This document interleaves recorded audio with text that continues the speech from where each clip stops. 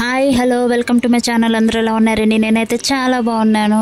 ఇది చూసి ఏంటి కోడిగుడ్డు క్రేయడం కూడా చూపిస్తున్నారు అనుకుంటున్నారా? కాదండి, ఇది ఒక స్వీట్ రెసిపీ.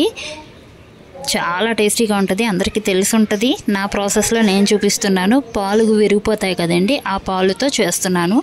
నేను పాలు వేయించుకుంటాను, గేదె పాలు రోజు లీటర్ వేయించుకుంటానండి.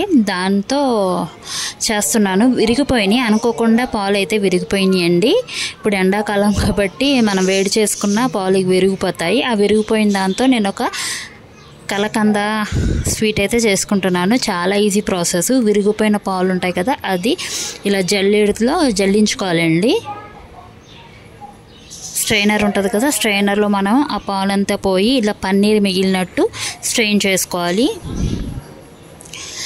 ఇలా స్ట్రెయిన్ చేసుకున్న దాన్ని మళ్ళీ ఒక చల్లని వాటర్తో దాంట్లో ఉన్న పాలు అనేవి ఏమైనా ఉంటాయి కదా, అదంతా పోయేలాగా ఒక చల్లని వాటర్ వేసుకుని, ఒక గ్లాస్ వాటర్ మళ్ళీ ఒకసారి కడిగేసుకోవాలి పన్నీర్ అనేది.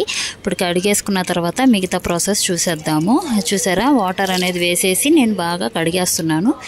వాటర్ అంతా మనం వడగొట్టేసుకోవాలి. ఇప్పుడు ఒక ప్యాన్ పెట్టుకోండి. ఒక ప్యాన్లో ఈ పన్నీర్ ఏదైతే ఉందో అది వేసేసుకోండి. మొత్తం వేసేసుకోండి. పన్నీర్ అనేది వేసేసుకుని బాగా కలబెట్టుకోవాలి. ఇదైతే కొంచెం మన స్పూన్తో గట్టిగా నొక్కుతూ పన్నీరు ముక్కలాగా అవ్వినట్టు చేసుకోవాలి. చాలా బాగుంటుందండి, ట్రై చేయండి. చాలామంది ఇంట్లో ఇప్పుడు ఎండాకాలం పాలు విరిగిపోతూ ఉంటాయి. అలా విరిగిపోకుండా ఈ స్వీట్ తినాలన్నా కూడా మనం పాలు వెనిగర్ కానీ నిమ్మకాయ నీళ్ళు కానీ వేసుకుని విరగొట్టుకునైనా మనం చేసుకోవచ్చు. నేనైతే ముందు పన్నీర్ వేసేసాను కదా, ఇప్పుడైతే 2 స్పూన్స్ నెయ్యి వేసుకుంటున్నాను స్టార్టింగే. ఎందుకంటే ఆ స్మెల్ అనేది దానికి బాగా పడుతుంది. పచ్చివాసన అది పాలకి ఏమి ఉండకుండా నెయ్యి స్మెల్ అనేది ఉంటుందని నేను బాగా కలబెట్టుకుంటున్నాను. ఇదంతా మనకి ఆయిల్ రిలీజ్ అవ్వాలండి, అప్పటి వరకు కలుపుకుంటూ ఉండాలి. ఆయిల్ అనేది బాగా రిలీజ్ అయ్యే వరకు మనం కలుపుకుంటూ ఉండాలి. నేను ఇందులో స్పెషల్ ఏంటంటే షుగర్ అయితే వాడలేదండి. ఇప్పుడు నేను కొంచెం 1/2 స్పూను ఇలాచీ పౌడర్ అయితే వేసుకున్నాను, ఫ్లేవర్ కోసము. ఇష్టం ఉన్న వాళ్ళు వేసుకోండి, లేకపోతే స్కిప్ చేసేయండి. వేసుకుంటే ఏంటంటే బాగుంటుందని చెప్పి వేసుకున్నాను. స్వీట్ బయట మన మార్కెట్లో ఎలా ఉంటుందో అలా ఉంటుందని. ఇప్పుడు నేను షుగర్ అయితే వాడట్లేదు అన్నాను కదా, బెల్లం తీసుకున్నానండి. 2 క్యూబ్స్ అయితే తీసుకున్నాను. ఇది కరిగిపోద్ది వెంటనే, అందుకే నేను క్యూబ్స్ అనేది వేసేసాను.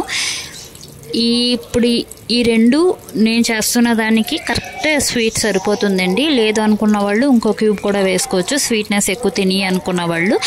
మనకైతే ఇది సరిపోద్దని చెప్పి నేను ఒక 2 క్యూబ్స్ వేసుకుంటున్నాను. ఆ వేడికి ఏంటంటే బెల్లం కూడా కరిగిపోతుంది, అందుకే నేను అలా వేసేసుకుంటున్నాను. బెల్లం కూడా వేసుకున్న తర్వాత బాగా కలుపుకుంటూ ఉండాలి, ఎందుకంటే కింద మాడిపోతూ ఉంటుంది పాలు. ఇది కదా, కింద మాడిపోకుండా చూసుకుంటూ ఉండాలి. అలా కలుపుకుంటుంటే చూసారా, బెల్లం అనేది కరిగిపోయింది మనకి. ఇప్పుడు బెల్లము, ఈ నెయ్యి ఇదైతే ఏముందో అదంతా మనకి పైన రిలీజ్ అవ్వాలి. ఆయిల్ అనేది రిలీజ్ అవుద్దండి, అప్పటి వరకు మనం కలుపుకోవాలి. ఎర్రగా రెడ్ గోల్డెన్ కలర్లో రావాలి. కలకంద ఉంటుంది కదా గోల్డెన్ కలర్ది, వైట్ కాకుండా అలాగా గోల్డెన్ కలర్లో వచ్చే వరకు కలుపుకుంటూ ఉండాలి. బెల్లం అనేది పూర్తిగా కరిగిపోయింది. చూసారు, ఎక్కడ పీసెస్ అనేవి లేవు. అలాగా కలుపుకున్న తర్వాత నాకు ఈ కలర్ అయితే వచ్చింది. చాలా బాగుంది, మీరు తప్పకుండా ట్రై చేయండి. స్టార్టింగ్ చూసి కోడిగుడ్డు ఉక్కురు అనుకున్నట్టున్నారు, కాదండి స్వీట్.